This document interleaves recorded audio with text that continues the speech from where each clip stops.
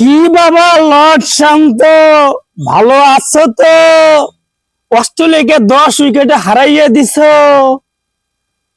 চান্দুকে হাতুড়ে সিং অস্ট্রেলিয়াকে হারাইয়া দিছ। তাই মনে হচ্ছে তোমাদের যে ইউএসএ এর সাথে 3 ম্যাচ সিরিজের একটা ম্যাচ জিতেই মানে ফটোগ্রাফ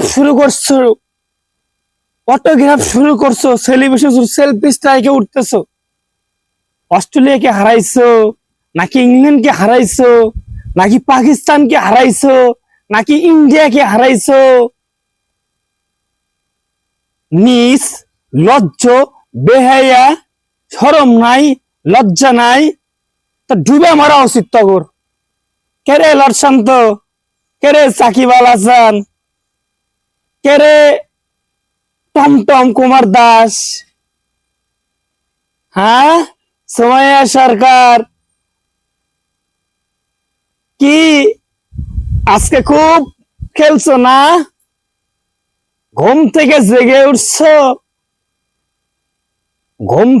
ঘুম ভেঙে পড়ছে, না বউ মোটিভেশন দিচ্ছে, নাকি চান্দুরে হাতুড়ে সিংয়ে মানে অস্ট্রেলিয়ার সাথে ম্যাচ জেতার একটা উইনিং কেমিস্ট্রি তৈরি করছে?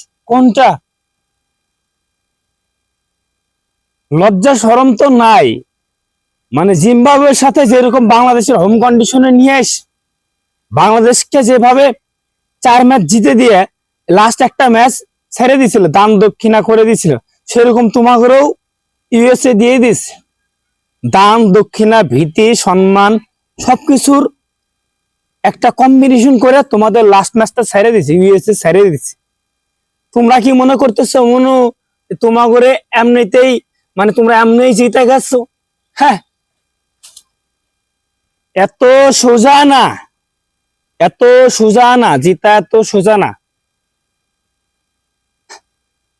কি বাবা মোস্তাফিজুর রহমান 10 রানে 6 উইকেট নিছো।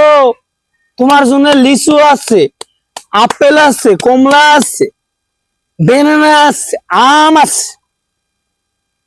রিশাদ হোসেন বাবা 4 ওভারে 7 রান দিয়ে 1 উইকেট। Great bowling. এতদিন এই বল কোথায় ছিল? এই আগুনটা কোথায় ছিল? নিভাই যাইছিল না? আরে জ্বালাইয়া গেল মনের বাতি, নিভাইয়া গেল না। মনে করতেছো যে একটা ম্যাচ পারফরমেন্স করে দেশের সব স্মৃতি তোমাকে ভুলে যাব, সবকিছু তোমাকে ভুলে যাব, বাজে পারফরমেন্স ভুলে যাব? কখনোই না। আমি এখনো কমু, সেখনো কমু, তখনও কমু, পরেও কমু। তোমাদের কোনো যোগ্যতা নাই বিশ্বকাপ খেলার, তোমাদের কোনো কোয়ালিটি নাই খেলার। টমটম কুমার দাস, জাকিরকে কি করছো? জাকিরকে বাদ দিয়ে টমটম কুমার দাসকে কিপিং দেওয়া হয়েছে।